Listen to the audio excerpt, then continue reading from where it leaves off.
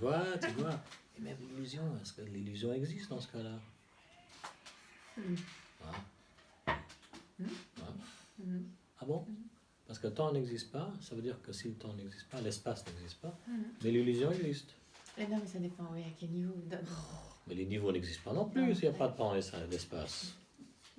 C'est ça qui n'est pas compris. Même dans le zen, c'est pas compris. Parce qu'ils utilisent beaucoup ce concept. Pas seulement dans le zen. Ouais. Mais quand tu as dit tout à l'heure qu'on est tous les temps, tu vois, le passé, le Voilà. ça veut dire, finalement, dire que le temps n'existe pas, ça revient un peu au même, non?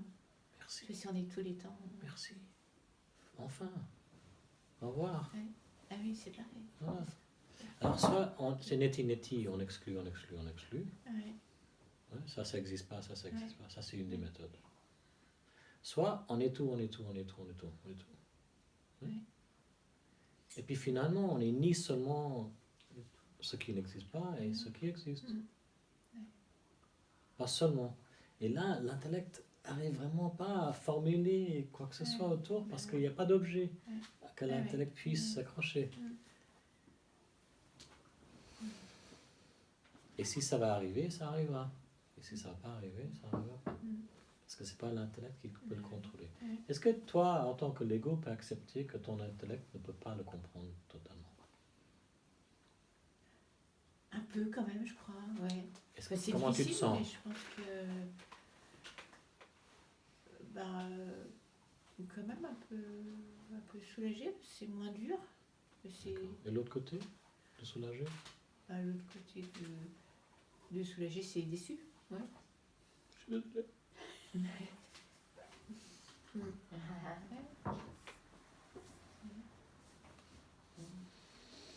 Alors on prend maman pour faire le deuil de son intellect. Voilà, c'est passé. Maintenant, comment tu te sens?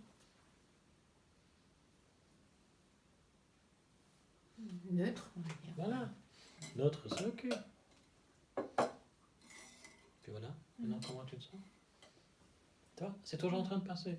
C'est pas neutre. Maintenant, c'est qu'est-ce que maintenant je me gratte. Maintenant, j'ai faim. Maintenant, alors l'ego, l'intellect se rend compte. En fait, je peux jamais être seulement un truc. Parce que c'est toujours en train de changer. Ah oui, le Bouddha, il a raison, ce mec-là. Tout est impermanent. Et finalement, là, ouais, on accepte. Dans la réalité au quotidien, ou dans le rêve, ou que ce soit l'illusion ou pas l'illusion, rien de permanent. Que ce soit une pensée, une croyance, un sentiment, une émotion, une énergie, un état, une expérience, une dimension. Et là, on est OK avec tout ça. Et ce qu'on est vraiment, ça, c'est pas permanent. De nouveau. Bon, on marche à rien. Est-ce qu'il y a une pensée permanente? Un état permanent? Une expérience? Non. Alors le désir de la permanence revient. Par habitude. Est-ce qu'il n'y a pas quelque chose de permanent? Non. Ok, je suis ok. Ah non, mais est-ce qu'il n'y a pas vraiment? Non. Non, mais est-ce qu'il y a... Ah, mais qu'est-ce que je m'en fous s'il y a quelque chose de permanent, parce que tous les deux, c'est des pensées. Et la vie continue. Tu vois, la vie se déroule en même temps qu'il y a tous ces pensées et toute cette recherche. La vie se déroule, n'est-ce pas? Mais l'ego pense pouvoir contrôler le flot de la vie. Mais dès qu'elle s'est aperçue qu'elle ne peut pas contrôler le flot de la vie, elle s'aperçoit que merde, j'ai loupé la vie là, parce que le flot de la vie, il est déjà passé là. Attends, je voulais. Mais j'étais trop dans ma tête pour voir que il y avait un truc tellement simple que. Et maintenant, j'apprécie les trucs tellement simples. Il est tellement beau. Tellement simple.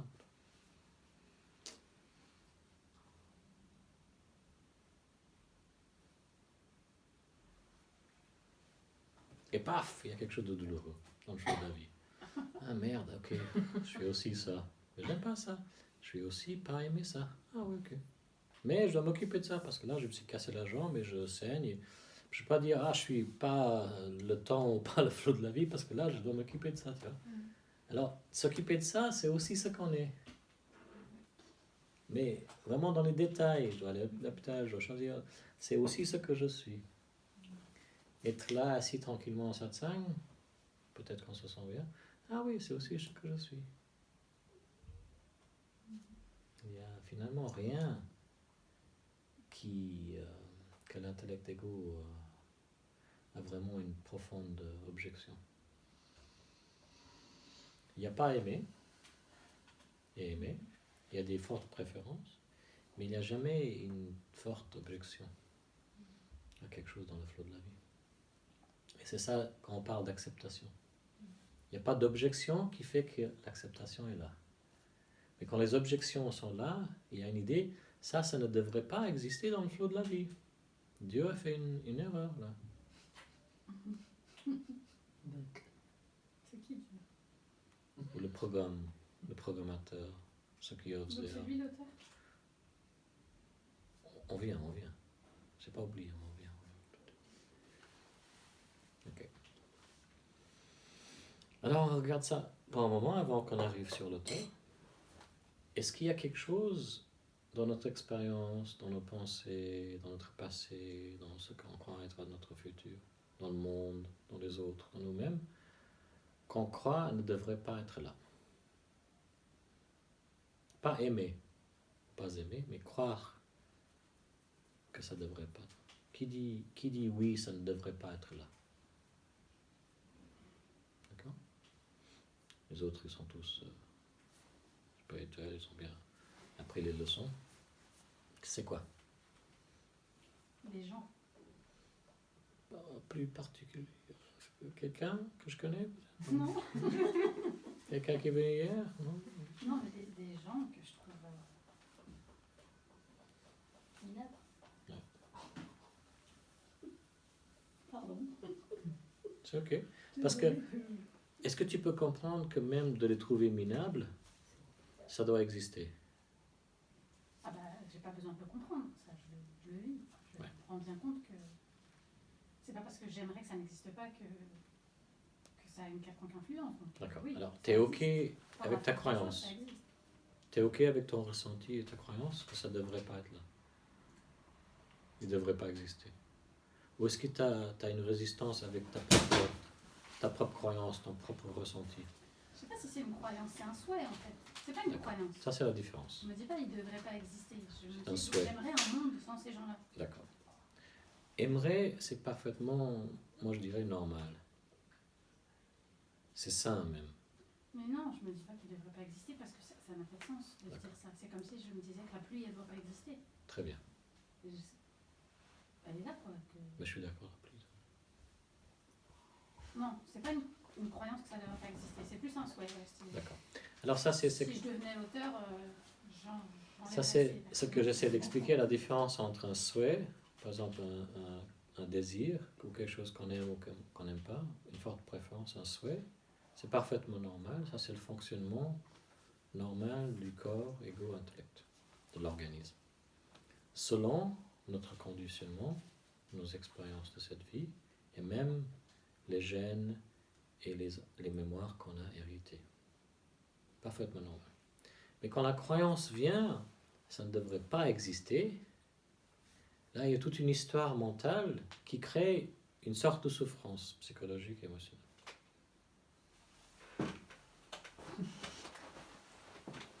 Je suis d'accord. Ça va? Tu veux t'en enlever? À mes pieds peut-être? Ça, c'est la différence. Alors, si on voit qu'au fait... Mais s'il y a des choses qui ne devraient pas exister. Ah, oui, ok. Bah si, j'en ai j'ai des croyances. D'accord. Je me dis que... Alors, on les saute pour le moment. Ouais. On voit qu'ils sont là. Alors, si on revient à la concept de base, si on peut le dire, dans ce que j'appelle cet enseignement non-duel, ce concept non-duel, le concept de base, c'est que tout est conscience. Conscience est tout.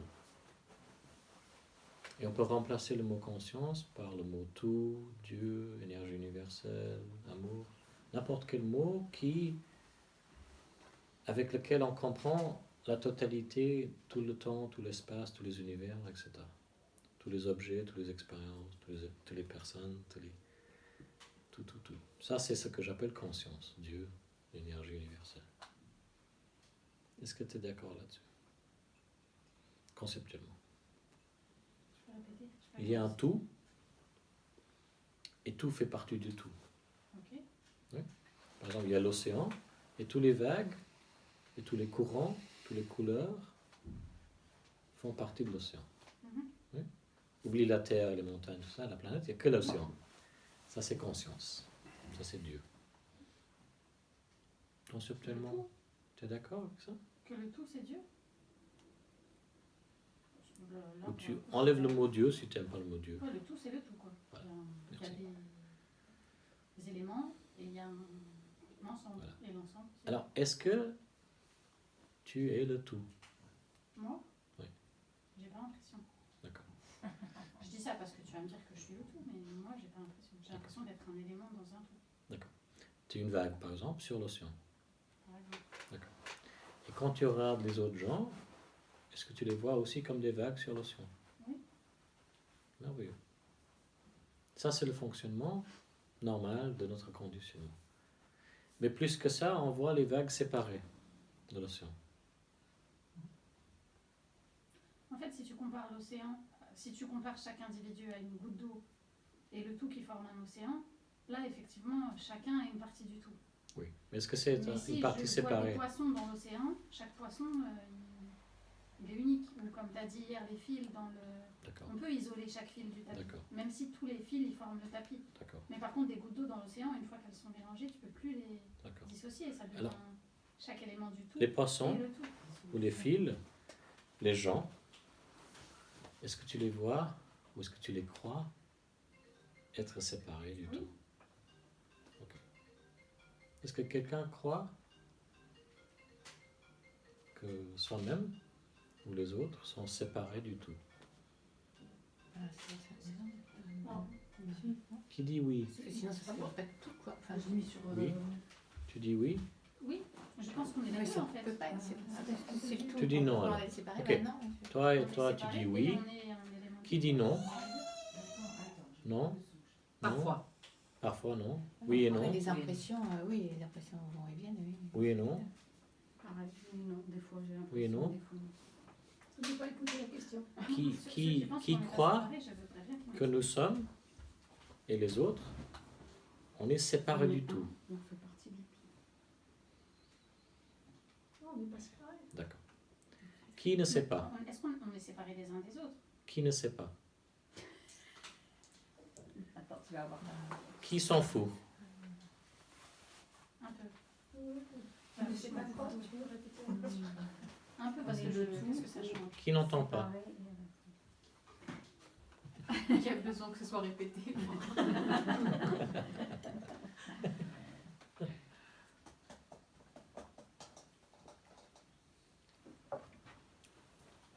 Alors, comme j'ai dit tout à l'heure, chaque question qui surgit, de genre spirituel, à mon avis, surgit parce qu'il y a une croyance,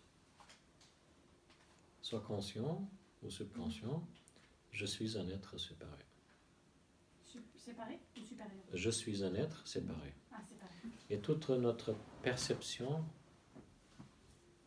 et l'interprétation de cette perception va être filtrée par cette croyance. Par exemple, on voit le téléphone. Ah, ça c'est le téléphone, ça c'est moi.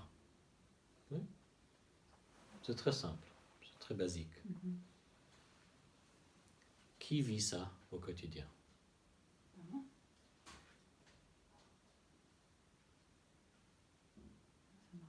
Non? Ça c'est moi, ça c'est le téléphone. Ça c'est moi, ça c'est la table. Oui? Oui, oui. Non? Pas grave, hein? Pas sûr. Est-ce que quelqu'un se dit je suis le téléphone? D'accord. Non, pas ça. Ça serait ça, c'est ça.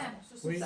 Non, moi je me dis ça. Toi, tu te dis je suis le téléphone. Non, pas je me dis, mais si tu veux que je prenne une place, je dirais plutôt moi je suis aussi le téléphone. Aussi. Alors, ouais, moi je suis plus là. D'accord. Alors, si on revient à des choses très basiques dans cette recherche, parce que pour moi ça c'est vraiment le plus important. La philosophie de tout le temps et tout ça, c'est utile à un certain niveau, mais pour moi, tout le monde qui vient, et c'était mon cas, on recherche, à mon avis, à être plus confortable dans cette vie au quotidien, encore plus qu'on l'est maintenant. Ou plus en paix, plus en bonheur, plus en joie, plus en amour, quelque chose comme ça, oui. Moins de questions, ça veut dire plus quelque chose d'autre. Moins de questions, moins de souffrance, moins de peur, peur de la mort. Quelque chose comme ça. Oui. Est-ce qu'on peut être d'accord avec ça pour soi-même? Oui. Je ne vais pas dire rechercher, hein, non, parce que je sais que tu n'aimes pas l'amour recherché. Mais moins de peur ou pas de questions. Non, c'est pas comme ça que je perçois les choses. C'est jamais comme ça que je les exprime, mais ok. Mais au quotidien, qu'est-ce que tu aimerais changer ou qu'est-ce que tu aimerais que ça change au quotidien? T'as droit à 3 vœux. Bah oui, mais en fait, j'ai pas bien compris. Au quotidien, oui. Qu'est-ce que tu aimerais de plus avoir ou qu'est-ce que tu aimerais que ça change au quotidien? Ah, mais c'est pas avouable, ça. Pardon? C'est pas avouable, ça. D'accord.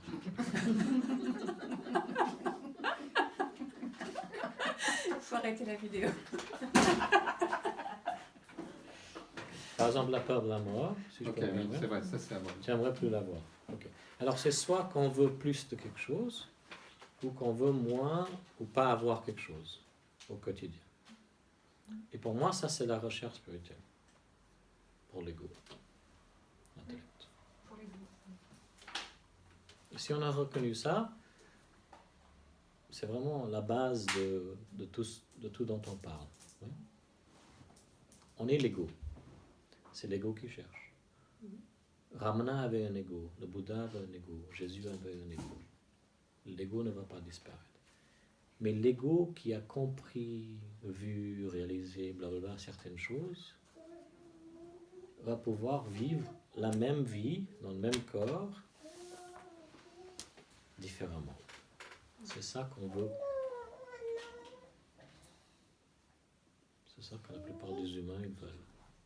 Alors si on veut l'éveil, ou la paix, ou la joie, ou $1 million, ou euro, n'importe quoi, ou savoir la réponse du temps, ou pas de temps, c'est au fait parce qu'on veut vivre au quotidien différemment de la façon dont on vit maintenant. Même si la différence est vrai très petite. On est d'accord là-dessus? Non? Je suis d'accord, mais derrière différemment, on peut mettre tellement de choses. Explique. Différemment, c'est-à-dire? On n'est pas satisfait. Voilà. On n'est pas satisfait totalement avec ce qui est là, ce qu'on vit, soi-même, ou notre compréhension, ou notre état. Oui, il y a une insatisfaction, c'est clair. Voilà, insatisfaction. Merci. Quelqu'un d'autre? C'est comme à l'auto là. Quelqu'un? Le numéro? Est-ce que ça veut dire qu'une fois que... Non, attends, c'est très simple. J'essaie de vous ramener à ce que vous voulez vraiment. C'est tellement simple et facile. Faites seulement ça. Ok, je suis insatisfait. Qu'est-ce que je veux? Ok, j'aime pas ça. Qu'est-ce que je veux? Ok, au quotidien, j'ai ça. Qu'est-ce que je veux? C'est tellement simple. Et comme ça, on peut résoudre à chaque fois une chose et passer à une autre. Une chose passe à une autre. Une chose passe à une autre. Et ça, c'est très utile pour l'ego qui cherche. Sinon, il y a 10 000 trucs dans la tête et on ne sait pas, on entend des concepts, on est tellement confus, mélangés, et voilà, parce que l'éveil va faire celle-là, et là, où est-ce que faire ça, et si je vais baiser celle-là, ou dans l'expérience tantrique, ou l'unité, ou la dimension, voilà tout. C'était un terme. Hein? Ça va venir, ça va venir. Ou même ce mec qui me raconte tous les trucs, mais peut-être qu'il a toutes les réponses, je vais venir la prochaine fois qu'il vient, je vais venir au Portugal. C'est tellement simple de faire le tri. Hein? En soi-même. Et comme ça, à chaque fois qu'on vient au satsang ou qu'on écoute une vidéo, ah oui, à ce moment-là ou ce matin, c'est ce que je veux, c'est ce que je recherche. Le lendemain, ah oui, c'est toujours là. 3 mois plus tard, ah oui, c'est toujours là. 4 mois et demi plus tard, à 13h30, tiens, c'est plus là, et j'ai pas envie d'aller au satsang.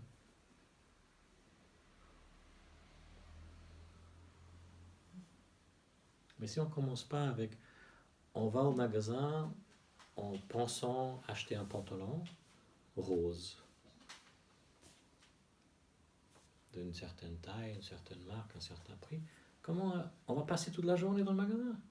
On va être perdu. Et c'est ça d'être perdu au monde spirituel. Parce que tout le monde nous offre un truc.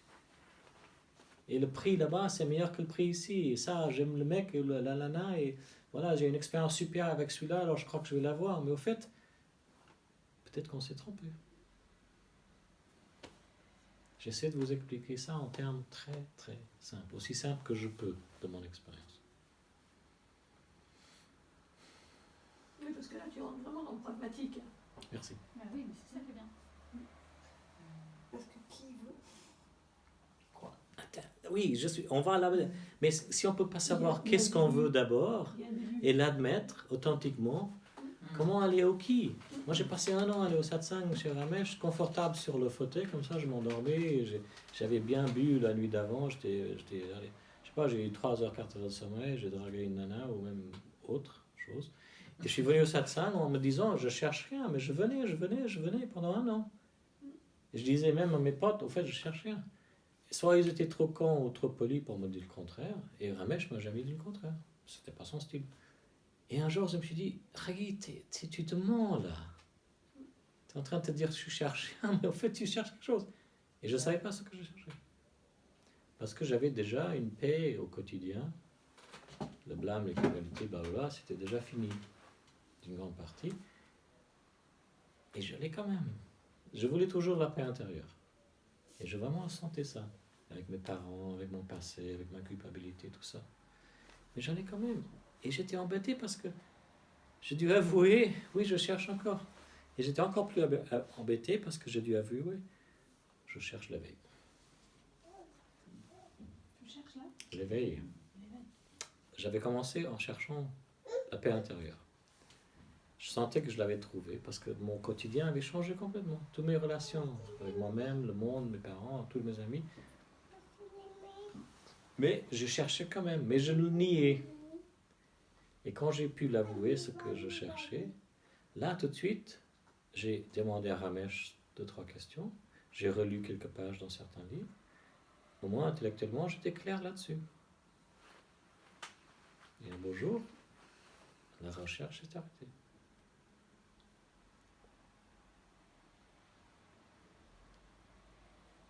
Personnellement, ça ne m'intéresse pas de prolonger cette recherche pour qui que ce soit, ou créer une sorte de codépendance ou dépendance, ou faire des promesses. C'est pas mon truc. Parce que c'était pas le truc de mon maître. Probablement, mais aussi parce que c'est pas mon truc. Ça n'a jamais été mon truc. Tout à l'heure, tu as dit qu'on allait revenir aux choses qui ne devraient pas exister. Mais je crois qu'il n'y a que moi qui a dit que je pense qu'il y a des choses qui ne devraient pas exister. On peut y revenir ou pas? Alors, si on cherche un monde où certaines choses ne vont pas exister, on va rester dessus le reste de notre vie. Parce que ce qu'on appelle le monde, ce que j'appelle le tout, doit contenir tout. C'est aussi simple que ça. Mais si on pense comme ça, on essaie de rien résoudre.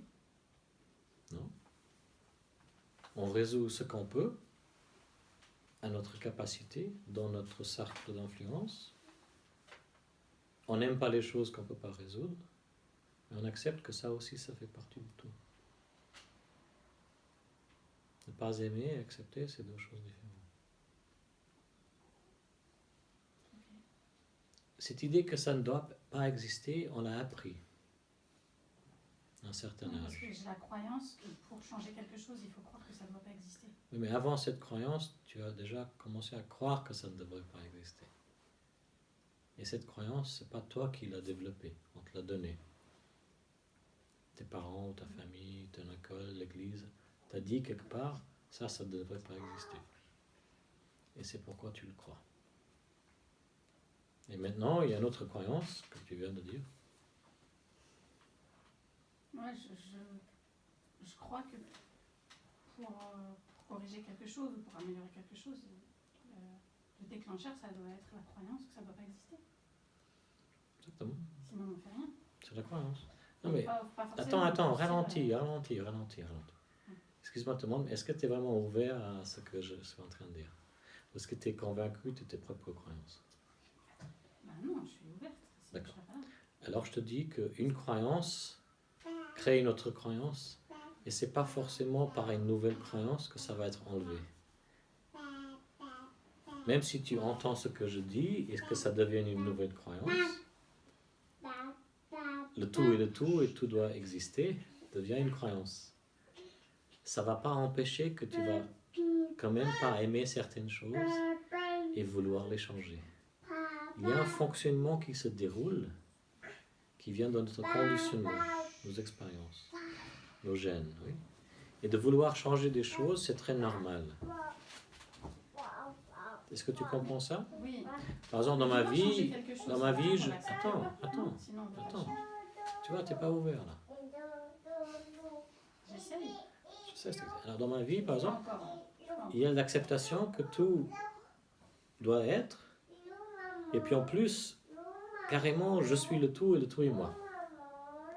Mais je témoigne qu'il y a des comportements où je veux changer ça ou changer ça. Ça aussi, ça doit exister. Ça fait partie du tout. Le désir de changer quelque chose, ça fait aussi partie du tout. Oui ou non? Oui ou non? Oui. Parce que le tout est le tout.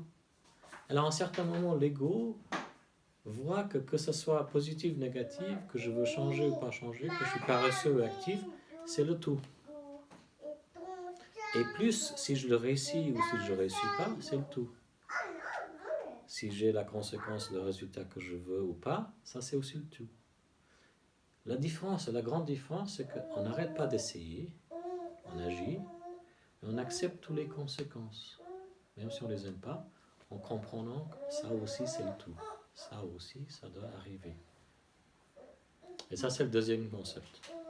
Le deuxième concept, c'est que tout arrive spontanément et doit être.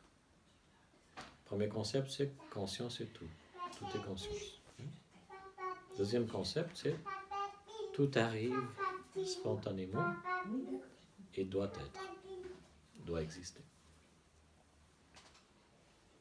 On peut contempler ça si on veut.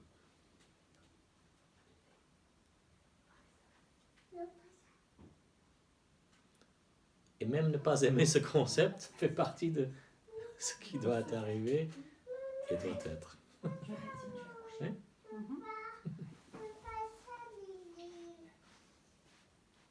Et le troisième concept, c'est pourquoi je voulais passer par les deux premiers, et c'est pas séquentiel, c'est quoi? Il n'y a pas une séquence là-dedans. Hein? Il n'y a pas d'ordre d'étape. Le troisième concept que j'aime partager, c'est il n'y a pas d'auteur individu d'action. C'est la question que j'avais posée. Qui est l'auteur alors? Il n'y a pas d'auteur individu d'action. Individuel, tu veux dire? On n'est pas... Individuel. Individuel. C'est pas... Il y a une légère différence entre il n'y a pas d'auteur individuel et je ne suis pas l'auteur individuel. Mais on peut explorer ça en détail, mais il y a une légère différence. Alors, parfois la question devient, si ça a été compris, ça a été compris tout de suite, et là, quelque part, ça a été accepté dans le sens que la prochaine question apparaît, ok, s'il n'y a pas d'auteur individu, qui ou quoi est l'auteur? Oui. Mais c'est hyper déroutant, hein. Je sais pas vous, mais si je suis pas l'auteur... Ouais.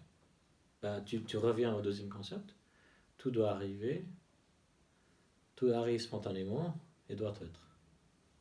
Tu avais dit que tu as accepté ça. Mais là, il y a quelque chose qui monte, qui est inconfortable. Alors passe au premier et au deuxième concept et vérifie s'il y a toujours l'acceptation. Ouais. Et c'est là où on découvre, avec certains concepts, et surtout celui-là, dans l'Advaita, et celle-là, elle n'est pas partagée par tous les gens qui disent enseignant Advaita, ou même l'Advaita, parce que celle-là, elle va directement au profond de ce que l'ego croit, revendique, ressent, veut ou veut pas. C'est pourquoi c'est vraiment merveilleux comme concept. Mais on va contempler simplement ça. On va voir simplement si l'ego intellect, j'allais dire notre ego intellect, peu importe, comment elle se sent avec ce concept, ce pointeur. Il n'y a pas d'auteur, individu, d'action.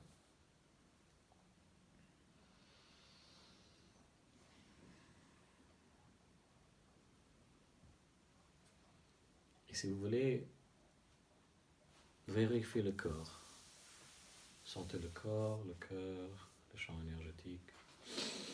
Prenez quelques souffles profonds si vous voulez. Sentez-le. Et je dis sentez-le parce que parfois, il y a des parties de qui on est qui sont OK avec et des parties qui ne sont pas OK avec.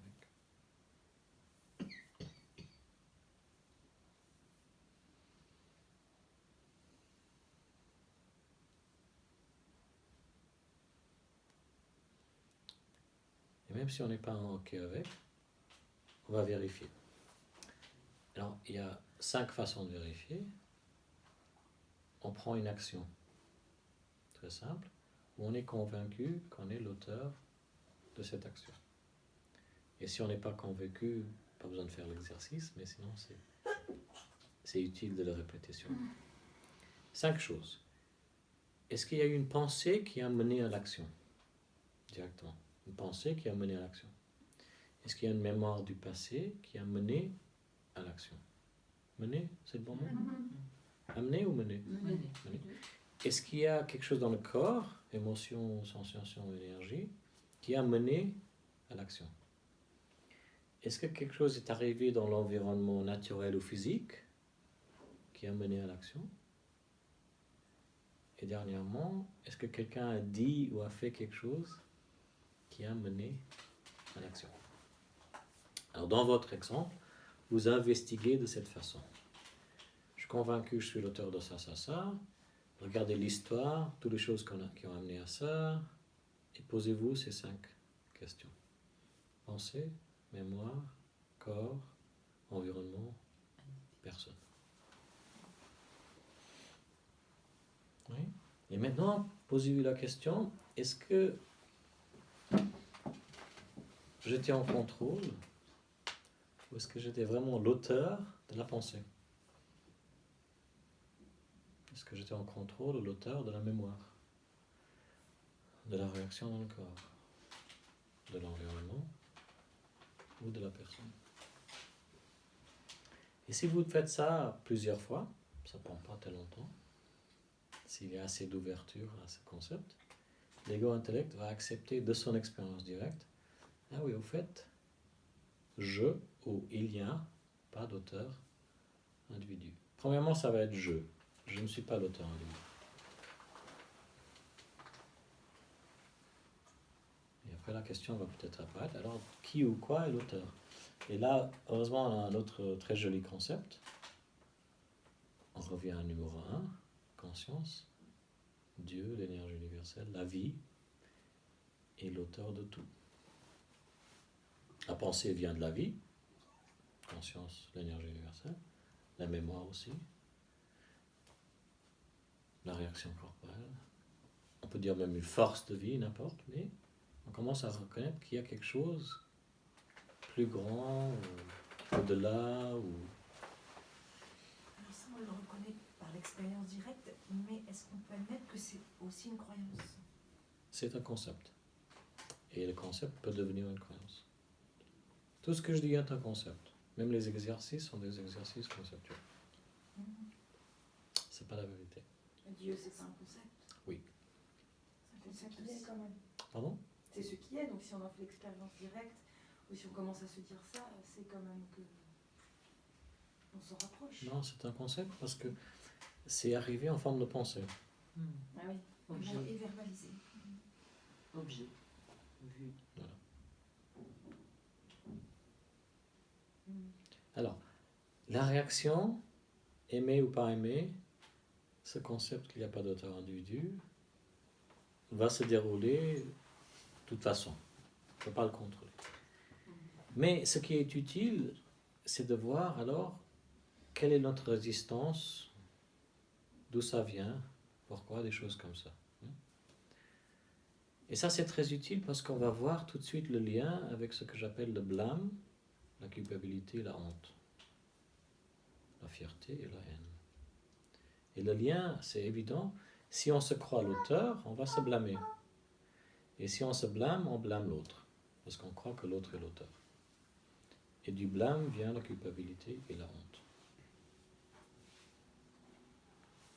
Alors tout de suite, l'ego va comprendre, ah, ça c'est pourquoi je me blâme, ou pourquoi je blâme l'autre, pourquoi je porte encore cette histoire du passé en moi. Et ça ne veut pas dire que ça va se résoudre, parce que c'est une très vieille croyance qu'on a héritée aussi, bien sûr, qui a été reconfirmée pendant la vie. Indirectement ou directement, l'enfant va entendre ça. Ne fais pas ceci, ne fais pas cela. Soit ceci, soit cela, etc. Indirectement ou indirectement. Dès l'âge qu'on est né, ou même avant la naissance, quand on est comme une éponge dans le ventre de notre mère, ce noyau de cette croyance est implanté. Alors ça prend du temps pour être déraciné. Et il semble que tant qu'il y a cette croyance, l'autre croyance profonde, je suis un être séparé, ne peut pas être déraciné. Et je vois ça souvent, pas seulement quand j'étais chercheur et quand c'était encore là, mais aussi avec plein de gens qui viennent au satsang, qui se disent « Ah non, moi j'ai accepté que je ne suis pas séparé, j'ai des expériences, tout ça. » Mais dès que quelque chose arrive dans leur vie au quotidien et qu'ils sont déclenchés d'une certaine façon, ils retombent dans le blâme de soi-même ou de l'autre. Ils retombent dans la culpabilité, la honte, ou même la fierté, ou même la haine. Et c'est là l'indication qu'au fait, ça a été compris intellectuellement, accepté intellectuellement, mais que la racine de cette croyance, elle est toujours là. Et chaque fois qu'on le coupe avec des investigations, des satsangs, des expériences, elle repousse. Comme une plante qu'on ne veut pas dans le jardin.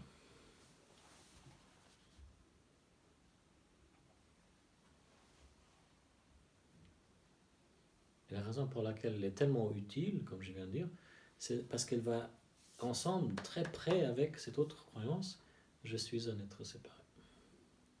Et au fait, l'ego n'a pas la capacité de déraciner la première croyance. Je suis un être séparé. Mais l'ego a la capacité, intellectuellement au moins, de comprendre la deuxième croyance, je suis pas l'auteur. Et ça amène, si on peut dire, à l'ego intellect qui va se rendre, ok, la vie c'est l'auteur, il y a une profonde acceptation, on commence à vivre sans blâme, honte, culpabilité, haine et fierté. Et après, il y a une sorte d'ouverture. Peut-être ça va amener à l'autre croyance, je suis un être séparé, qui va tomber automatiquement. Peut-être, voilà. Parce que moi, j'en suis là, la première étape d'avoir vu que je n'étais pas mes pensées. Mais est-ce que c'est une croyance? Et c'est là où je me dis, mais non, je le vis, je l'expérimente. Alors est-ce qu'on peut... Si on accepte c'est une croyance, on le met de côté. Mais même si on n'accepte pas c'est une croyance, on le met de côté tout ça, et on revient à ce que tu dis, je le vis quand même. Mais si on se rend compte que je vis quand même en me blâmant l'autre, j'ai la culpabilité, la honte, la fierté, la haine, etc., des attentes, des soucis, là c'est quelque chose de vrai. On peut explorer pourquoi. Et là on trouve vite la racine. Alors on n'a même pas besoin de savoir si c'est une croyance ou pas. Tu vois ce que je veux dire? L'étape qui est plus utile, c'est d'aller investiguer ou d'enquêter. Expérimenter. Pour moi, expérimenter, c'est pas le bon mot. Expérimenter en faisant l'enquête et l'investigation. Parce qu'il y a certaines formes d'expérimentation où l'ego reste très caché, très confortable. Mais avec ces enquêtes, l'ego est confronté tout de suite. Et ce qu'on voit tout de suite, c'est que je n'ai pas besoin de faire toute cette retraite ou tout ce truc d'ayahuasca pour voir si j'ai toujours cette croyance d'être l'auteur. Parce que dès que je me demande, soit il y a une résistance, ou un non, ou un oui-non, ça apparaît tout de suite. C'est tellement direct et simple. Mais, si l'ego intellect est prêt et ouvert à ça. Sinon, l'ego intellect va préférer aller faire plein d'expériences pour éviter. Parce qu'elle ne sait pas ou oui pour éviter. Parce qu'elle croit qu'au fait, cette expérience-là va amener ce qu'elle cherche. Mais c'est là où vraiment, honnêtement, de mon expérience directe, ça ne va pas amener ce qu'on cherche. Ça va amener quelque chose de temporaire, oui. C'est sûr. Quelque chose de merveilleux, beau, oui. Mais si on veut vraiment la fin de la recherche, ou la fin de la souffrance psychologique et émotionnelle, c'est de cette façon que ça va arriver. Cette façon, ça veut dire que cette croyance, ces deux croyances, vont partir et ne plus revenir. Laquelle je suis l'auteur et... Je suis un être séparé. Alors, Attends une seconde, est-ce que tu as compris? Alors, par contre, comment... Compris, simplement compris. Non, parce Non. que j'arrive pas à attraper comment l'enquêter, comment l'investiguer. Alors, l'enquête qu'on vient de faire, tu prends une action. Disons que je renverse la tasse. Hein? L'action, c'est que je renverse la tasse. C'est seulement ça. Mais je suis convaincu que je suis l'auteur de cette action. On ne va même pas aller dans les conséquences de l'action. Donc là, il y a culpabilité. Ou bien, ce que j'aime souvent faire, ça c'est l'action. Et là, bien sûr, il y a des conséquences. Mais on investigue, on va faire l'investigation de l'action. Je suis convaincu que j'ai lancé, que j'étais l'auteur du lancement de ce truc. Puis après, oui, ça a fait ceci, cela à Laurent. D'accord. Ça fait partie de l'histoire, peut-être, si on veut investiguer des actions où on se culpabilise, où on se blâme, où on a de la honte. Ça, c'est très utile. Mais si on ne veut pas seulement, ça, c'est l'action. Alors, 5 choses. Est-ce qu'une pensée a mené à l'action? Oui, j'ai une pensée. Est-ce que c'est une mémoire? Au fait, dans ce cas, c'est une mémoire parce que je fais ça souvent pendant satsang. Est-ce que c'était quelque chose dans mon corps, une réaction corporelle qui m'a fait lancer? Non. Est-ce que c'était quelque chose dans l'environnement? Oui, soi-disant parce que là, il y a satsang et c'est lié à ça. Oui, ok, je fais le lien maintenant, je n'avais pas fait le lien. Est-ce que c'est quelque chose que Laurent a fait ou dit? Dans ce cas-là, non, mais parfois il me fait chier, alors je vais lancer. Ouais, conditionnement. Expérience, conditionnement, gêne, ancestral. Mais l'investigation, c'est pas d'aller là-bas. Où est-ce que ça a commencé? Fouiller. Non, pas besoin de faire ça. À un certain moment, on va voir dans le passé immédiat, peut-être qu'on doit fouiller si c'est une mémoire, mais pas besoin. Est-ce que c'est une pensée? Est-ce que c'est une mémoire? Est-ce que c'est une réaction? Juste le qualifier. Merci. Et là, est-ce que j'étais l'auteur de ça? Est-ce que j'étais en contrôle de ça? Non? Oui. Comme tu dis ça, l'ego peut le faire. C'est l'ego qui le fait. Ouais, C'est l'ego intellect qui fait cette investigation. c'est cela. De la même façon, c'est l'ego intellect qui pose la question. C'est l'ego intellect qui cherche. Mais ça, cette investigation, si l'ego intellect est prêt, c'est très utile pour aller à la racine de la croyance. Et l'ego intellect ne peut pas échapper. Parce que c'est tellement simple, c'est cadré. C'est pas une expérience, on cherche pas un événement. Voilà, bang, bang, bang. Tu vois ce que je veux dire? À la racine. Ça, c'est à la racine de la croyance. Je suis l'auteur qui crée le blâme, la culpabilité, l'ordre. Tu vois ce que je veux dire? C'est pourquoi c'est pas expérimenté, à mon avis. J'utilise pas le mot expérimenter. J'utilise le mot investiguer de notre expérience directe. Investiguer. D'accord. Mais expérimenter, pour moi, c'est autre chose. Mais si tu préfères le mot expérimenter, c'est expérimenter directement de ton expérience directe. Et c'est là où je peux dire, bah non, c'est pas une croyance puisque j'ai investigué. Si tu investigues et si tu conclus, au fait, non, je n'étais pas en contrôle de ça, je n'étais pas l'auteur, automatiquement, ça va enchaîner tout un processus conscient ou inconscient qui va déraciner cette croyance, qui va enlever cette croyance. Parce que l'ego intellect reconnaît, je ne peux pas l'enlever, parce que je ne suis pas l'auteur. Mais elle comprend qu'en le faisant, ça devient de plus en plus évident. Quelque chose est en train de se passer, parce qu'au quotidien, on commence à se sentir différemment. Les vieilles habitudes comme le blâme va apparaître, mais cette nouvelle compréhension qui vient de l'investigation directe coupe le blâme, ou coupe la culpabilité, coupe l'histoire mentale. Tout à fait. Ça, je l'avais vu, donc je me dis que c'est une croyance, et du coup, moi, je me déresponsabilisais, et finalement, non. C'est pas tout à fait ça. Déresponsabiliser, c'est pas faire l'enquête, c'est de le comprendre le concept et de se déresponsabiliser. Quand on fait l'enquête et quand on voit que c'est non, je ne suis pas l'auteur, on se déresponsabilise pas. Parce qu'on passe à la prochaine porte. Alors quoi ou qui est l'auteur? Déresponsabiliser, c'est une étape confortable sans ouvrir la prochaine porte. Ah, ben moi je suis encore dans là. Je suis déresponsabilisée. Je n'ai pas ouvert la porte. Ou peut-être tu l'as ouvert, mais tu l'as refermé. Parce que tu t'es sûrement demandé, si je ne suis pas l'auteur, qui ou quoi est l'auteur. Et c'est là où souvent on entend le concept, mais pas forcément de cette façon. On est tout, Dieu est tout, conscience est tout. Alors en fait, on a passé dans notre compréhension intellectuelle à on est tout, mais entre les deux, l'ego est confortable avec des responsabilités. C'est ça.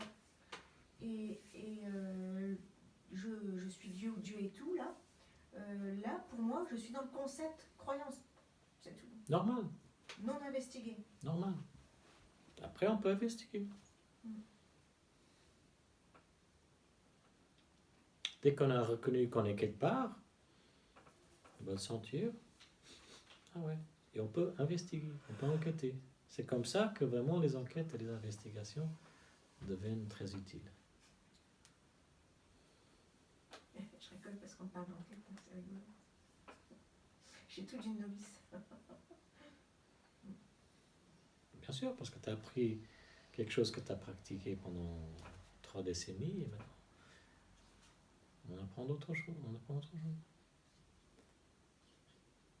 Mais si on avait été formé comme ça à cet âge-là, l'inverse, si on n'avait pas été donné toutes ces idées, ces concepts, ces croyances, on n'aurait pas besoin de les enlever. On a besoin de les enlever parce qu'on a tous sur la planète, pratiquement tous, eu ce conditionnement.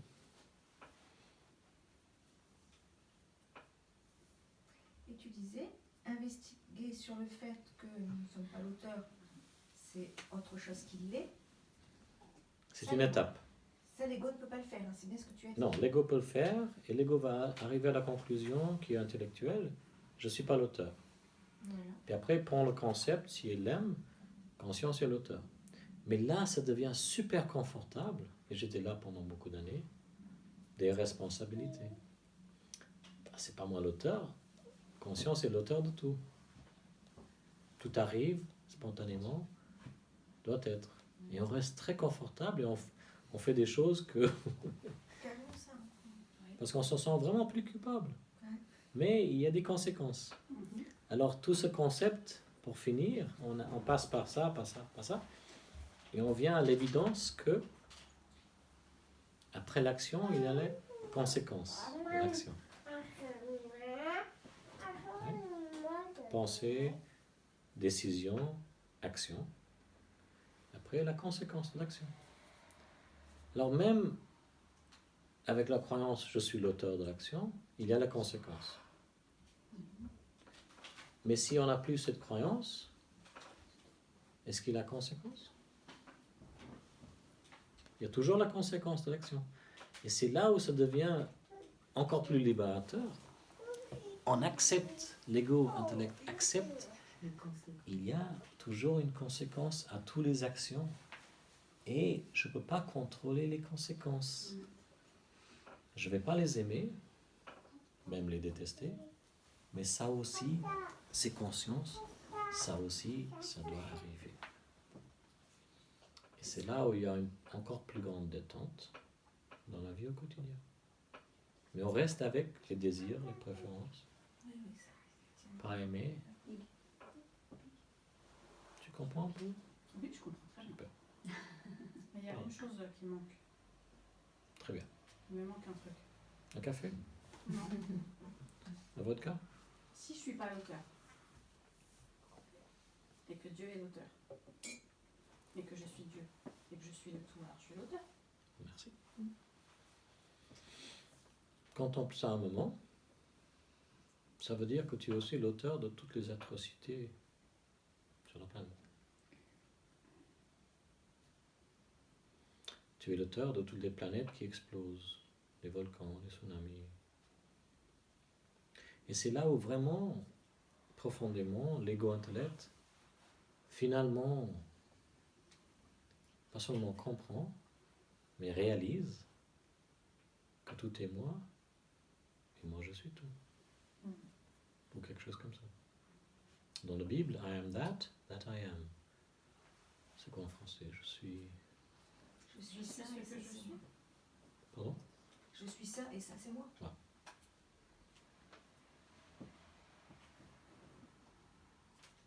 I am that I am. Je suis là et je suis tout. Je suis cela. Je suis cela. Et cela est Cela, moi. c'est moi. Merci. Et ça, c'était pas Jésus qui l'a dit, c'était dans le Vieux Testament. C'était Moïse. une grande barbe. Voilà, Moïse. Voilà. On sent bien que tu l'as rencontré. Hein. Ouais. J'oublie toujours les noms. Hein. Je reconnais les mecs. Et ça, ça devient notre vécu au quotidien.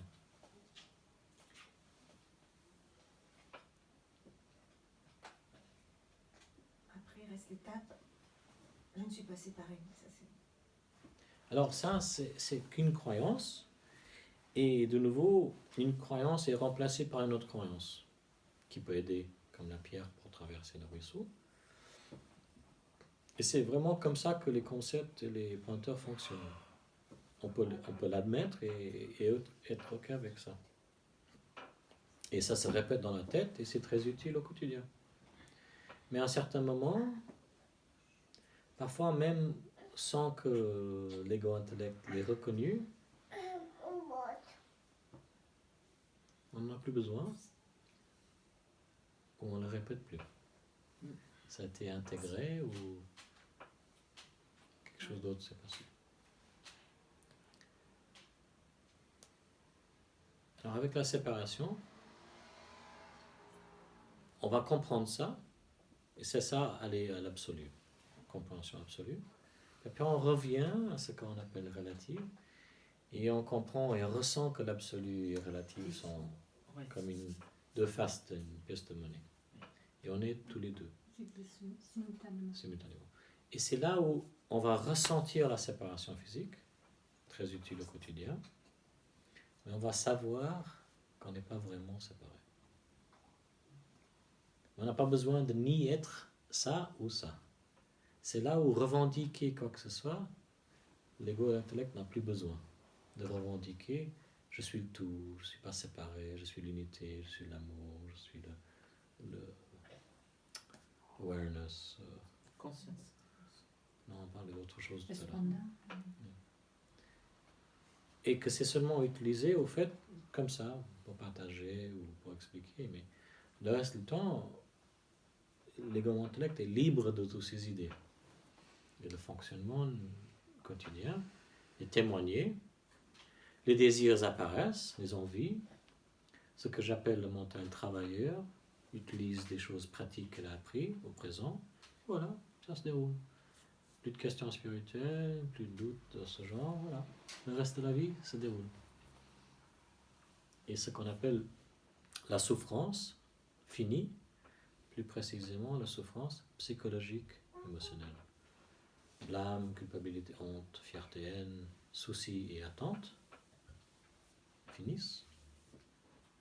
Ça, c'est la plus grande partie de souffrance psychologique et émotionnelle. La relation avec soi-même et l'autre, super. Ce qui reste, ce qu'on n'aime pas, ce qu'on veut changer, les préférences, les désirs qui ne sont pas satisfaits, ok, pas de problème. Ils viennent, ils partent, ils viennent, ils partent. Et c'est comme si on savait danser, mais maintenant on profite bien de la danse, de la vie. Mais c'est pas forcément qu'on va tout aimer dans la danse de la vie. Ça, c'est aussi accepté. C'est une profonde acceptation de ce qui est. Mais avec cette acceptation, ce qui est très important conceptuellement,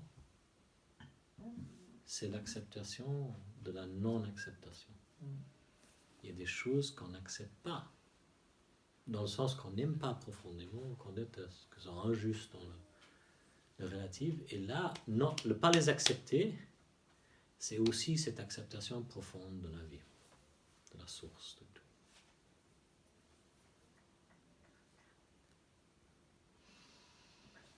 C'est là où vraiment être en paix ou pas être en paix, être joyeux ou pas être joyeux, c'est plus tellement important. Être réveillé ou pas réveillé, d'être ou de pas être. Est-ce là la question? Pardon? Être ou ne pas être, est-ce là la question, c'est ça? Bah, et au fait, il n'y a plus de questions parce que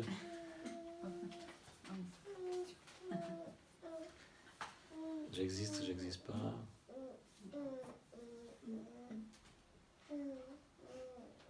Voilà. Et c'est l'état. À la fin, on est dans cet état-là, c'est ça. Ça correspond à cet Sauf état. qu'on ne part pas de couches. On porte toujours des couches, non? Oui. On les a retirés au fur et à mesure des couches. Non mais ou parfois on les porte parce que ça nous fait plaisir.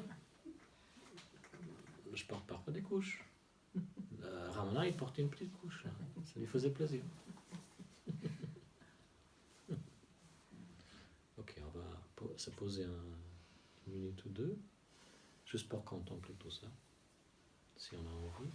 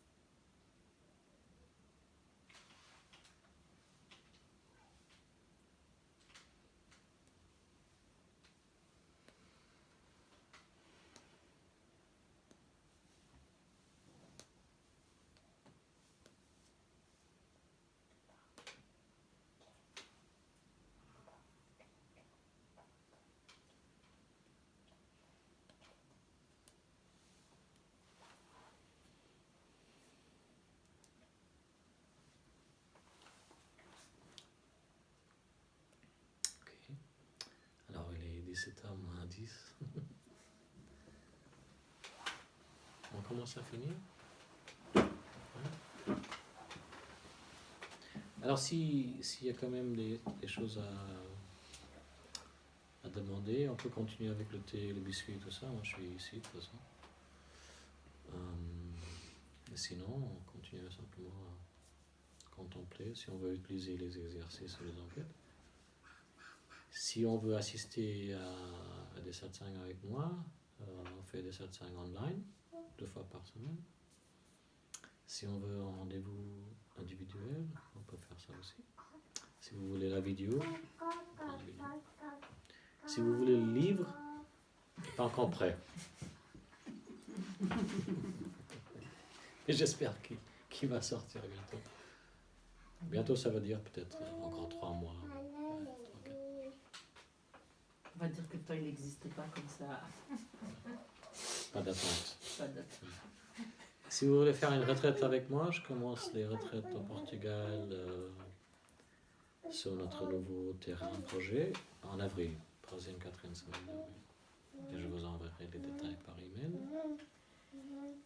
Et c'est des retraites qui comprennent quoi finalement? Vacances Advaita. Vacances. Advaita, vacances. Oui, c'est un beau La concept. plage. Au fait, j'ai changé un peu la formule. Avant, c'était une semaine très intense. 2 satsang par jour. Relâchement émotionnel. 2 jours sur la semaine, peinture, balade, enquête en nature, des journées de silence, plein de choses en fait, mais très intenses. Hein. Et séances individuelles aussi, avec tout le monde pendant la semaine. Maintenant, j'ai changé un peu où j'essaie d'intégrer, voir que c'est possible d'intégrer cette compréhension tout de suite dans le vie quotidien. Alors on sort dans les restaurants, on va à la plage, on vit normalement pendant l'après-midi, on a satsang le matin, satsang le soir. Et pendant la retraite, je vais quand même continuer à offrir ce que j'appelle ce relâchement émotionnel. Et c'est basé sur des techniques de Stanislav Grof, où on utilise le souffle, la respiration profonde.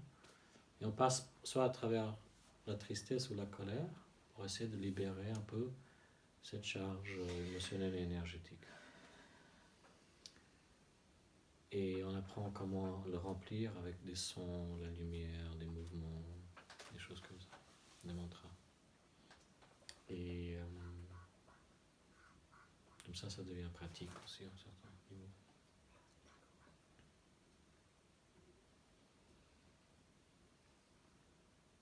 Et on va commencer probablement à faire des autres trucs, par exemple. On fait un truc sur l'enfant intérieur aussi, pendant ce processus. Mais je vais commencer à offrir des retraites Advaita, mais mélangées avec équilibre émotionnel enfant intérieur. Parce que je vois que les gens, ils ont... Beaucoup de gens qui viennent au satsang, à mon avis, ils ont besoin plus de ça que en fait, les concepts Advaita. Pour créer cette ouverture, ou simplement pour créer un ego qui est plus sain, plus heureux, en amour avec soi-même, pour être prêt à entendre les concepts Advaita. Sinon, ça passe par déresponsabilisation, ou bien, encore plus grave, dissociation du corps, des émotions, des besoins. Je vois ça beaucoup.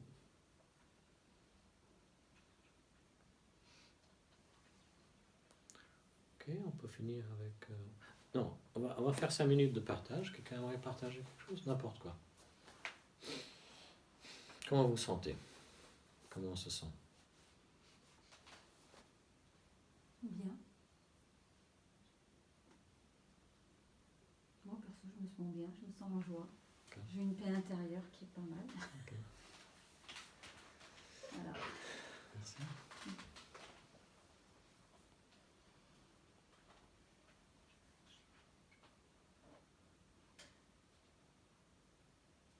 Tu m'as pas répondu. Pardon, oui. Vas-y. Non, mais en fait, moi, je cherche à faire des liens en fait avec d'autres choses sur lesquelles je porte mon intention, qui est dans ma vie, dans les histoires que je vis. Et du coup, moi, j'aurais aimé savoir si tu pouvais me dire quelque chose, enfin, si ça intéresse tout le monde, sur l'histoire du taux vibratoire qui change, de la planète, Gaïa, tout ça. Est-ce que c'est des films qu'on se fait? Est-ce que ça existe vraiment? Est-ce qu'il y a vraiment un changement de paradigme? Est-ce que c'est encore une histoire qu'on se raconte? Ça prendra peut-être plus de 5 minutes, mais si tu veux la version longue, tu viens à un autre satsang, on fera ça en premier. La version courte, c'est oui ou non, parce que ça se passe sur ce qu'on appelle le niveau relatif, corporel, et non parce que dans l'absolu, il n'y a aucun besoin de changer quoi que ce soit. Tout est parfait. Mais le changement de paradigme, il peut être sans vouloir changer quoi que ce soit, c'est juste l'évolution. Non, qui évolue? Conscience n'évolue pas. Conscience est. Oui, mais l'évolution fait partie de conscience. Alors il y a évolution et en même temps il n'y a pas évolution. Mais ça, l'intellect ne peut pas le comprendre tout à fait parce que l'intellect est programmé, construit pour que ce soit ça ou ça dans la dualité. Et si on a la capacité de tenir deux choses en même temps, ça change et aussi ça ne change pas. Ça évolue et aussi ça évolue pas. C'est imparfait et c'est parfait. Ça, c'est la globalité de ce qu'on appelle conscience. Alors, ce qui est plus utile, à mon avis, c'est de se demander pourquoi je veux ou j'ai besoin. Et ça nous ramène directement à ce qui se passe ici en nous. Même si c'est quelque chose qui nous concerne, au plan global, ou le monde, ou tout le monde, des choses comme ça, l'environnement, c'est beaucoup plus utile à mon avis, et c'est ce que je fais dans ma vie maintenant, de me ramener à comment ça me touche, de quoi est-ce que j'ai besoin, comment je me sens.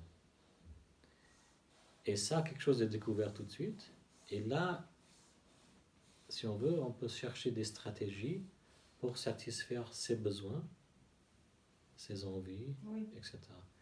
Et ce qui semble arriver, selon les études que je n'ai pas fait, mais c'est que de plus en plus, si on fait ça, si chaque personne faisait ça, quand les besoins simplement sont satisfaits,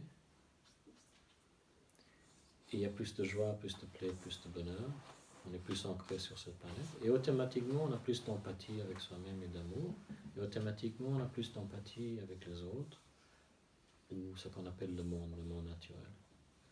Et automatiquement, deux choses.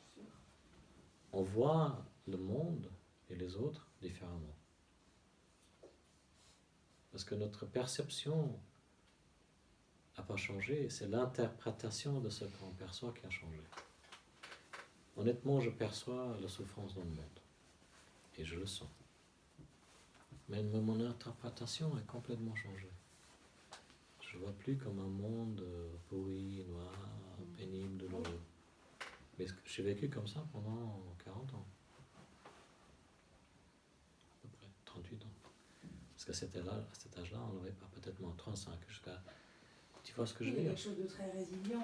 Et c'est ça qui change. Le monde ne change pas, au fait. Et c'est ça, à mon avis, le paradis sur Terre. Mais j'ai vraiment pas compris cette phrase de Jésus, je crois. Ou est-ce que c'était Mose? Il y avait tous les deux des barbes. Le barbu, il a dit, il y a un paradis sur terre. Oui. Mais il a aussi dit, le paradis, mon père, tout ça. Mais mon père, le paradis, tout ça, c'est venu après sa mort, à mon avis. Et c'est mon ex-thérapeute qui a fouillé un peu à Rome, dans la librairie, dans la bibliothèque au Vatican. Il a trouvé les 4 Bibles originelles, écrites par les 4 disciples. Et là-dedans, le message était très différent. Le message était « Tu es Dieu ». Alors, là, quand on comprend ça, la compréhension de paradis est sur terre, ben évidemment le paradis est sur terre, parce que tout est Dieu. Il dit le royaume est en toi. Ou bien le royaume est en toi. Et quand on découvre ça, ben bien sûr le royaume est en moi. Mais bien sûr le royaume est en dehors de moi. Et le royaume en moi et en dehors de moi sont un. Oui, on a placé Dieu à l'extérieur, en fait. Alors c'est comme ça que cette vision que quelque chose ne va pas dans le monde change très profondément. On voit, honnêtement, j'utilise le mot Dieu, mais conscience, Dieu, est en train de jouer tous les rôles. Humains, dans tous les sens, animaux, plantes, minéraux. Et dans tous les sens. Alors là, il y a Dieu conscience qui fait ça à quelqu'un. Oui, ça se fait. Oui. Oui, il y a un résultat, une conséquence. Oui, il y a le bon et le mal. Oui, il y a la douleur et le plaisir. Mais cette idée que ça ne devrait pas être, elle n'est pas là. L'idée qu'il y a une injustice profonde, elle n'est pas là. Toutes ces idées disparaissent. Mais on ressent ce qui est là. Et l'action vient de plus en plus sur ce qui est ressenti et le besoin qui est ressenti. Je vois une injustice, que je pensais être une injustice, maintenant je vois la douleur. Ou par exemple, même sur le plan légal, je vois encore une injustice, parce qu'il y a quelque chose qui se passe et on considère comme ça une injustice. Mon besoin, c'est d'agir. Ok? J'admets, ça c'est mon besoin. Pourquoi? Parce que je ressens ça. Oui. J'agis. J'ai du succès ou pas, j'accepte. point à la ligne, fini. J'ai pas ce que je veux, j'agis de nouveau. Et peut-être que je vais avoir ce que je veux, à un certain moment, j'ai pas ce que je veux. J'arrête. C'est accepté.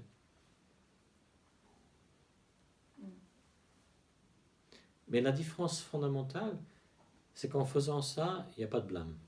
Je blâme pas celui qui semble être l'agresseur, ou, tu vois. Il y en a plein. Absence de blâme. Alors, si je fais quelque chose, absence de culpabilité, honte. Et absence de haine vis-à-vis de l'autre. Alors, l'action vient de quelque part d'autre que seulement du mental, tu vois. Et l'absence des attentes et des soucis, ça c'est intéressant, parce que l'absence d'attentes et de soucis, ça enlève très vite certaines actions ou certains désirs d'agir. Je parlais de ça avec Laurent au niveau de parler ou même changer, essayer de changer ce qui se passe avec le Covid, le vaccin, tout ça. Non. Mais si ça vient d'un autre endroit. C'est mon besoin de vouloir parler, c'est mon besoin de vouloir changer. Et si les gens changent, super. Si les gens ne changent pas, ok. Parce que les autres, c'est moi c'est les autres. Mais Ça répond à ta question? Oui. Ok. C'était 5 minutes. Impressionnant. Quelqu'un d'autre aimerait partager quelque chose? Alors, certains d'entre vous, vous l'entendez pas forcément pour la première fois, mais vous avez beaucoup entendu sur 2 SAT5. Hein? C'était... À un moment, je fais ça sur 3, 4, une semaine. Alors, si on se pose un petit peu, et si on essaie d'accepter simplement où on est, dans notre ressenti, nos besoins, notre compréhension, c'est ok.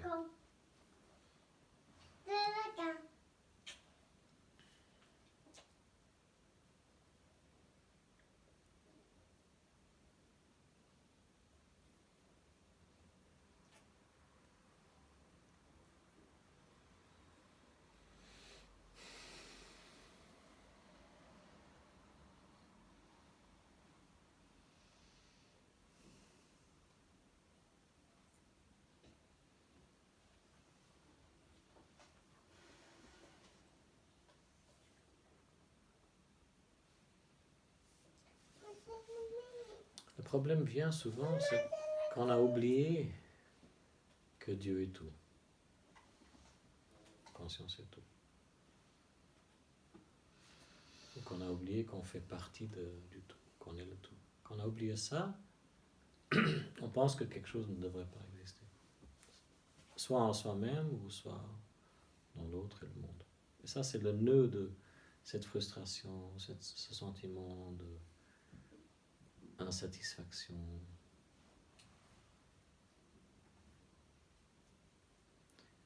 Et même ça, si on le ressent, même si c'est pas ok, ça a une place quelque part. Ça doit être là. Parce que sinon, dans la globalité, l'opposé de ça ne pourrait pas exister sur cette planète ou ailleurs. Par exemple, s'il n'y avait pas de haine, vraiment, il ne pourrait pas avoir de l'amour. Et un monde sans blanc, parce qu'on a éliminé le noir, bah, ça serait un peu moche. Parce que le blanc, c'est joli. On ne le verrait pas. Merci. Le sombre fait que la lumière est reconnue. Oui.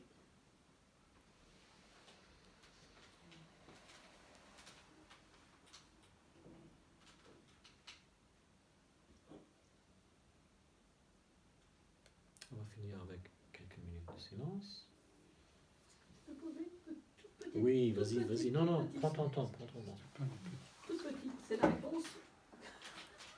La question est toute petite. La réponse risque de ne pas être du même ordre. L'ego a-t-il des limites? Pardon? L'ego a-t-il des limites? Oui. Merci. Parce que je l'ai vu tout à l'heure. Ah, merveilleux. Est-ce que tu pourrais partager ce que tu as vu? Je peux pas te dire à quel moment, Mhm. mais si tu veux, j'ai vu qu'il était dans une boîte, mais il est dans une boîte. D'accord. Et j'étais contente de l'avoir vu. D'accord. Parce que, quelque part, ça m'a aidé à comprendre qu'on ne peut pas tout mettre sur le compte de l'ego. Mhm. Et que on peut aussi se manipuler en disant que c'est l'ego. Merci. Super. Belle compréhension. Belle compréhension. Je sais pas, c'est venu, mais me demande pas comment, j'en sais rien. Tu ne peux pas savoir comment c'est venu. Non. Mais c'est là. Voilà, c'est venu. Ça, c'est un gift. Ça, c'est un cadeau.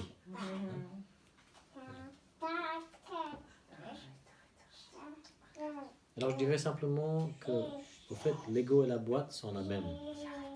Il n'y a pas l'ego dans la boîte. Oui, c'est La boîte, c'est l'ego et l'ego, c'est la boîte, au fait. C'est un truc. Et si tu veux, reconnais aussi, et tu connais ça déjà, que cette boîte ego est très utile parfois. Je suis ragui. Boîte ego. Je veux des fraises. Boîte ego. J'ai peur. Alors je dois m'enfuir. Boîte ego. Plein de trucs très utiles. Mais cette boîte ego, elle vient et elle part. Pendant la journée. Plusieurs fois. Souvent. Normal. Pas de problème. Elle vient, elle part. La nuit, elle part complètement. Sommeil profond. Pas de boîte ego. Alors, ce qui est marrant, c'est qu'il y a un truc qui me traverse, c'est comme si on prenait l'ego comme un joker. Non. Ça c'est à mon avis, une mauvaise compréhension de l'utilité de l'ego. D'accord. Et ça vient peut-être du fait qu'il y a beaucoup de pointeurs spirituels qui disent tuer l'ego ou purifier l'ego, quand l'ego va mourir, blablabla, des trucs comme ça. Ou même quand tu dis joker, il ne faut pas prendre l'ego trop sérieusement, des trucs comme ça. Oui. Et finalement, c'est reconnu que l'ego est ce qu'on est pendant cette vie. On est le corps. On ne peut pas avoir des expériences sans le corps. On est les 5 sens, les pensées et ce qui perçoit, ce qui reconnaît. On est l'ego qui est une des pensées, qui crée identité. Émotion, tout ça. On est tout ça, cet organisme humain. À la fin de la vie, le corps meurt, ce qu'on appelle l'ego meurt avec. Mais ce qu'on est au-delà du corps et de l'ego, l'énergie, la force vitale, la vie, demeure. Conscience. Avant la vie, on était force vitale, conscience, l'énergie. Pendant cette vie, très utile, le corps, l'ego. Alors, au fait, quand l'ego accepte ça, ça c'est l'amour propre. Ça c'est l'amour de soi, pardon. Oui. L'amour de soi, c'est accepter encore plus ce qu'on est à tous ces niveaux, si on peut dire. Mais ce qu'on appelle l'ego-intellect a la capacité de reconnaître. Je ne suis pas là tout le temps. C'est pas moi qui contrôle ce bateau.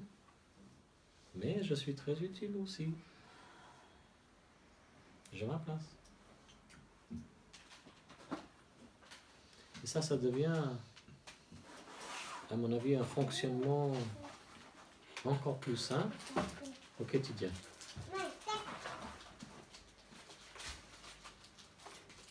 Encore plus d'amour pour soi. Justement, là, ça ouvre.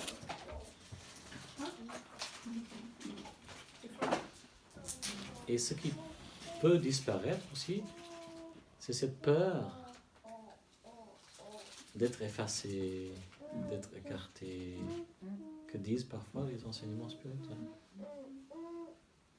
Selon mon avis, faux. Faux dans le sens que on ne peut pas écarter l'ego. Et si on essaie de l'écarter de l'ego, si on fait des pratiques par exemple, on peut tomber dans des états de samadhi ou des états que j'appelle légumineux, où l'ego n'est pas là, le je, moi n'est pas là, les 5 sens ne sont pas là, on ne bouge pas, on ne parle pas, on est comme un légume.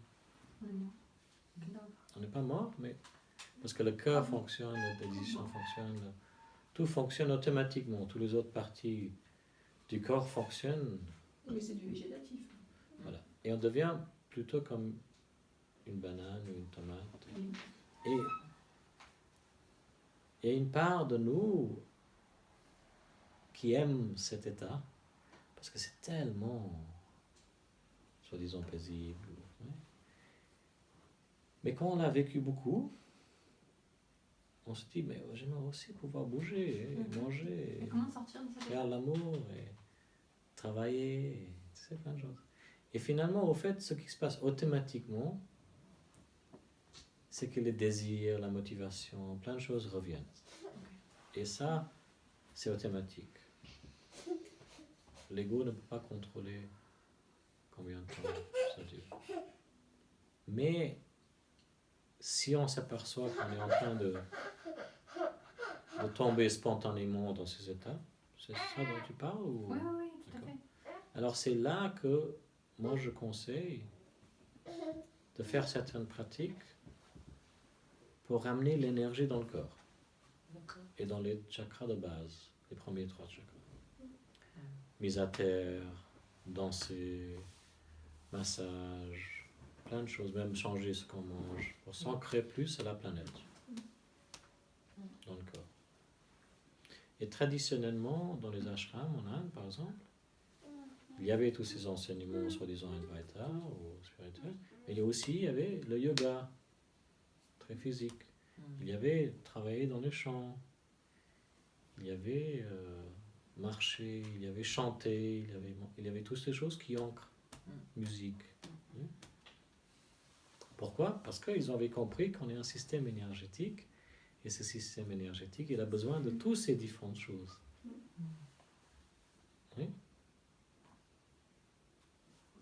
Faire l'amour. C'est une vibration. Hein? C'est une vibration. Oui. Et la plupart des gens, ils ont besoin de toutes ces différentes vibrations pour bien vivre au quotidien. Mais ça va varier entre un organisme et un autre. Un organisme comme Ramana, il n'avait plus besoin de faire l'amour.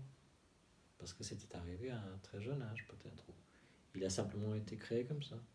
Un autre organisme comme, si on le croit, Jésus, il avait une femme. Alors, ça dépend de comment on est créé aussi. C'est pas forcément les mêmes... Parce que des fois, c'est un peu conceptuel aussi quand on dit oui, alors faut plus faire ci, faut plus faire ça. Voilà, c'est ça. Faut pas boire, faut pas baiser, faut pas manger, faut pas. Ça. Ça donne toujours envie, quoi. Alors, c'est sûr que d'éliminer certaines choses de notre vie, et j'ai beaucoup expérimenté, ça va amener des expériences et des états et des énergies, et aussi surtout la compréhension qui vient de ça. Et ça peut aider encore à la découverte de soi-même. Mais à un certain moment, d'être bloqué, attaché là-dessus, c'est important de reconnaître. Et là, on revient à ce que j'appelle un fonctionnement un peu plus équilibré pour satisfaire les autres besoins. Le cannabis, parce que moi, si par exemple je fais du tambour ou des fois je fais des méditations, si je fume un joint, j'ai l'impression que je décolle, quoi.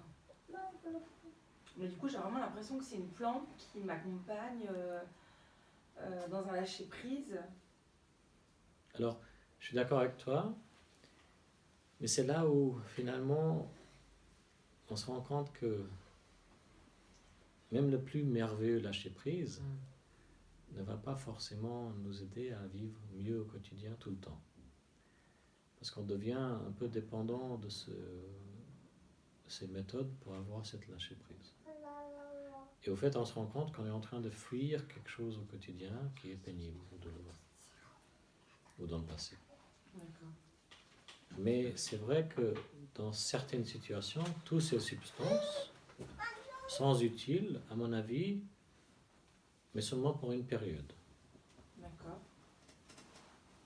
Et c'est ce qu'au fait, on voit souvent avec les maîtres, les enseignants, ou même les chamans. Ils n'utilisent plus eux-mêmes régulièrement, tout le temps. Par exemple, ces concepts, si on les prend comme une substance, moi, je n'utilise pas ces concepts au quotidien. Ils ne sont pas dans ma tête. Oui. Parce qu'on n'a plus besoin. Et au fait, mon besoin de boire ou de fumer ou avoir beaucoup de sexe, il s'est arrêté parce que la souffrance qui les poussait est plus là. Mais de temps en temps, je bois. Par exemple, hier soir, on a bu 2-3 verres et je ne me suis pas senti bien ce matin. Alors, c'est pas éliminer complètement. Oui. Parce que sinon, ça devient un attachement. C'est vraiment de trouver son propre équilibre. Oui, bien sûr. Et ça va changer pendant les saisons. Mais si on s'aperçoit qu'on est en train de faire ce que tu viens de décrire, que ce soit avec ça ou autre chose, pour fuir une certaine souffrance psychologique, émotionnelle, moi je conseille simplement qu'on essaie aussi d'aller à la racine de ça. Mais oui. Avec différentes méthodes thérapeutiques ou autres. Oui. Me convient. Ok. On va commencer à arrêter. 1 minute de silence, allez, juste pour finir.